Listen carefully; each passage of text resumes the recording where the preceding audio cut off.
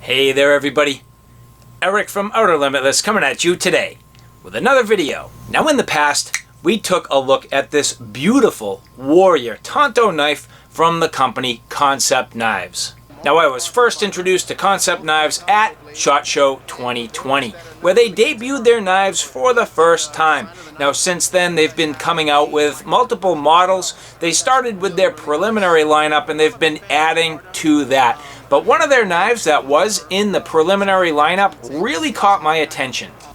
And that here is the Kryo. This Kryo, absolutely beautiful. Now at this point they have the full-size Kryo and they also have a mini, but this full-size Kryo to me, just a good quality hard use blade. Now these knives are predominantly titanium with S35 VN steel and a ball bearing pivot system. That is absolutely the case here with this Kryo. Now this particular knife here is the K1001A2. You'll see it here in this titanium with a black TI coated finish. Just beautiful. Nice blue anodization on the hardware.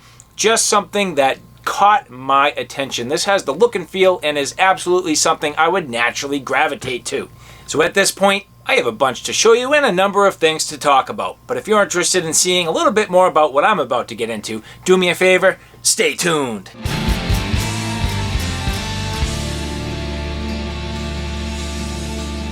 So as I mentioned, here you have the full-sized Kryo. Now, both the Kryo and the Warrior, both Kim Ning designs.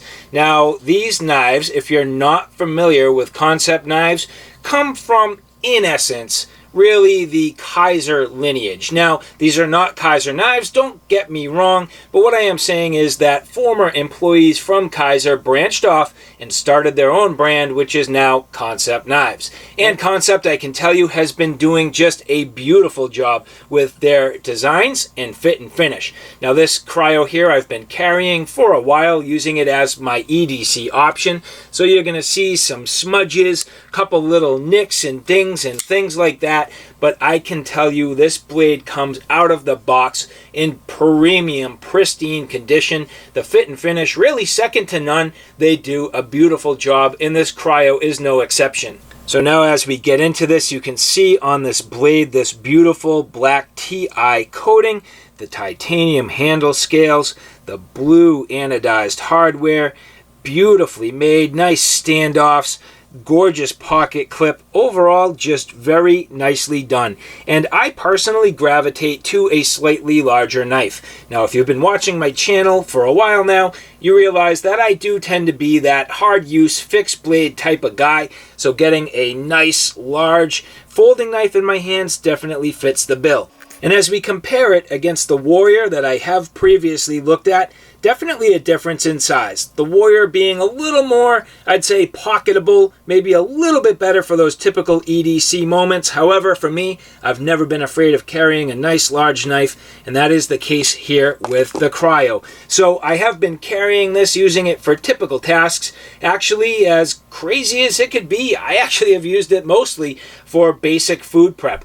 I mean, I do work inside an office environment, and I've been going to the office regularly, and when I need a snack or something just to keep me going, having a good blade to do that has worked out very nice, and this Kryo has certainly fit the bill. Now as we go through the features here, I am going to point out a few things, and the first is this does happen to be on ball bearings. So as you look at the action here, very smooth, good action, drops shut pretty well, but for the most part, bam, just a nice smooth action. Now ball bearings to me is hit or miss, and I'm not saying that the action is hit or miss, I'm just saying it depends on the user. And for me personally, the reason why ball bearings is not my first choice, again, I'm the hard use fixed blade guy. So guess what I'm going to want to do with my folding knife? Some reasonable hard use. And sometimes, depending on the environment you're in, ball bearings can be a little bit of a downfall. Now the reason why I say that, if you get sand or grit or any debris in the ball bearings,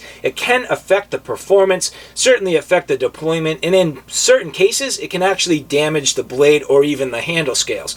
So you need to be a little bit careful. It takes a little bit more maintenance. Now I'm a maintenance oriented guy, so it doesn't scare me off. I just take my blades apart, I clean them regularly, and they stay in good and even perfect working operation order. But again, overall, beautiful fit and finish. As we look here, Kansept has done a wonderful job with their overall blade placement, nicely centered, perfectly between the handles. And what I really, really love, and what really catches my attention, I like that the edges are just sort of, rubbed finish. Like you see the exposed titanium beneath that titanium coating, that the oxide coating there just rubbed off in all the edges. So it ends up trimming out the knife beautifully. And that's not necessarily only the case on the handle, but very subtly on the blade as well. I love that look, and personally I do like my equipment and gear to look a bit used. I like natural patina. I like things that look like they're worn and weathered, and this just adds to the look. You'll notice that the scales do have a tumbled finish, so not only that black finish, but nicely tumbled. Just a good overall beautiful look. Now let's just say you're a lefty. Well, good news, you do have the ability to swap over the clip. So taking the clip, removing it off of the right hand scales, moving them onto the left hand side. Now there's nothing you're going to do about the lock. This is a frame lock, so it's not a true lefty knife. However, you do have the ability to swap over the clip if you do want to carry it left-handed. And you'll see that it is just a little bit raised there, so you have that subtle mounding there to get the clip to sit good and flat. That is because you have some minor contouring on the back end of the knife, so accommodating that with that little flat spot there right at the pommel end of the handle. Now another subtle detail, as you look at the hardware, it's very interesting. This is blue anodized, but as you look at the very, very inside, it's actually almost a reddish color, so it gives it a slight purpley hue. I think that's just really cool, and I'm not an expert. I don't know if that's just part of the anodization process or if that was intentionally done, but whatever it is, I can tell you I like it. Nice standoffs overall, keeping the handle apart, and a good, clean, open handle there, easy to clean. You can get cotton swabs in there, you can blow it out with air, you can wash it. Definitely nice to keep the dust and lint and all the pocket fuzz out of there, to help keeping not only the grime out of there, but out of your ball bearing system as well. Now this will be a little difficult for you to see, but if you look inside, there is some milling. So not fully skeletonized, but definitely lightened up. So you do have a little bit of weight balance on the inside, just kind of milling those out, giving them a little bit of a hollowness in there to lighten up on the load. Now that's the case on both sides, so as you look in there, you'll see both sides gets that attention to detail. Now the nice thing that I really enjoy about this knife is that you have multiple ways to deploy it. So not just that flipper stud there. However, what I do enjoy is the ability to flick the knife open with that nice large cutout. This is not only stylish, but it's functional. So as we get in here, a number of different ways you can do it. You could use your thumb if you want, flick it out with your thumb. Or for me, I actually just like getting my finger on there, whether your index finger, or if you're tricky, you can even get on it with your middle finger. I'm not quite as strong. It's not quite as, I would say, natural for me, but you can do it. For me, just the way my fingers are and the size of my hands, really that index finger works the best, no problem. But the other thing I found is because of the nice weight of this knife, you can just flick it open, little flick of the wrist, no problem. Easy one-handed operation, and bam, simple. Now a few additional details worth covering as you look here. Like most titanium knives, you have a replaceable frame lock insert on the inside. Nice lock up, roughly I would say 25%, so that's great. These people say are adjustable. I've never had too good a luck adjusting anything, but certainly replaceable. Nice hardware overall. You'll see your T8 screws on the pivot screw. T8 screws on your main frame screws, and then some T6s both on the frame lock and then also on your clip. Looking at the secondary bevel on that grind, nice and even from the base of the blade all the way to the tip. Now that's certainly not a finger choil. You can get in there. I'm not too worried about it. If you want, you can get some alternate grips and reach forward on the blade, kind of using that thumb stud there for additional purchase. That works well for nice and controlled cuts as long as you're careful. But as you look here, a subtle recurve. So that's the thing about this. If you don't like a recurve, this might not be the blade for you, but for me, I greatly like that. It adds to the overall look, feel, shape, and certainly some functionality. It's not overly aggressive on that recurve, just very subtle. Nice flat grind into the flats up on top, an unsharpened swedge. Again, just nice aggressive looking blade. Beautiful shape. And as we look at the overall grind here, looking at it in all directions, plunge lines, very even, nicely done, perfectly even on both sides. Sighting down the knife, everything very nicely done. Some well-rounded and chamfered jimping, the edges all nicely rounded and chamfered. Everything done to a nice soft touch where you end up with the functionality of the jimping, but it's not creating hot spots. Again, just a nice pronounced tip with that unsharpened swedge, giving you an overall functional design, both for, I would say, just basic EDC tasks, but definitely some good utility purpose as well.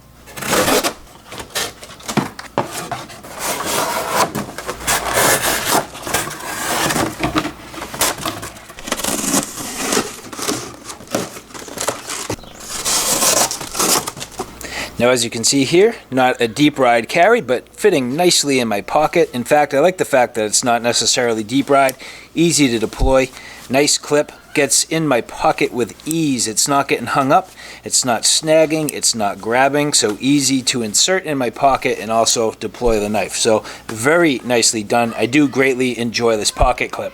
Now, I like to give credit where credit's due. Not only is Kansept doing a real nice job with their knives, and I know this is sort of like a who cares in a way type of detail. However, follow me for a second. Their packaging is also beautifully done. And does the packaging really give you much in the way of function? Well, in a way, sort of who cares. However, I always say that even though packaging is not necessarily the most important thing, it is an attention to detail. And chances are when people get packaging right, they're going to get the product right as well. That's definitely the case here with Kansept. So as we look here, this knife again, the Kryo, the K1001A2, CPM S35 VN steel, and that titanium in black TI coated finish. But as we open up the box, very interesting, this slides open nicely. Little friction there, a good tight fit. And this reveals inside this sleeve. So again, look at the detail, this little cutout with the Kansept logo just sticking through, but that there, as we get into this, is a nice little envelope. That inside, again, just well presented. They have this little cleaning cloth presented directly to you with the logo facing at you. Nicely done. Removing that, and inside here, again, that was the logo that was poking through this opening. Here you have, as we open it up, their warranty card. So very simple, no frills, not a lot to it. However, here is their warranty information. And again, Kansept Knives with their limited lifetime warranty. So that's definitely nice. And as you look through it, they tell you what's covered, what the exclusions are, what Kansept Knives will do, knife and use care, and a release agreement. So just beautifully done, a nice overall package. Kansept doing a beautiful job, but it doesn't just stop there. Adding on to it, this nice little slip pouch. Now, a lot of companies coming with different types of pouches these days, but Kansept changing it up a bit.